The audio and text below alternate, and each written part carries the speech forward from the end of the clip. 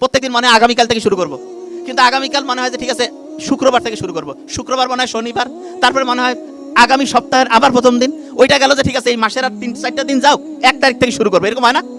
কারা কারা হাত উঁচু করেন তো? ও ভেরি ফাইন। আচ্ছা, এইটার সমাধান কি? এবং এটা যাদের হয় তাদের কি সমস্যা আমি বলি। তাদের 1 নম্বর সমস্যা কি জানেন? তারা রুটিন করে 18 থেকে 20 ঘন্টা পড়বে, 3 থেকে 4 ঘন্টা ঘুমাবে, এবং 1 মিনিটও বাদ নাই, প্রত্যেক ঘন্টা মিনিটে মিনিটে পড়া।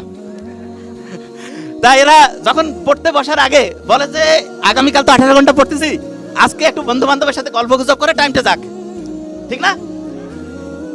এবং মনে করে যে ফেসবুকে যখন যাবে, মনে করে যে ঠিক আছে ফেসবুকে 5টা মিনিট যাই, যে এই তো চলে আসতেছি, ফেসবুকে যে কমেন্ট সেকশনে মারামারি শুরু করে দিছে, যে রাত শেষ, আচ্ছা এই তো দুপুরের পর থেকে শুরু হবে, দুপুরও শেষ, ঠিক আছে এই দিনটা গেছে, শনিবার থেকে আল্লাহর রহমতে শুরু হবে।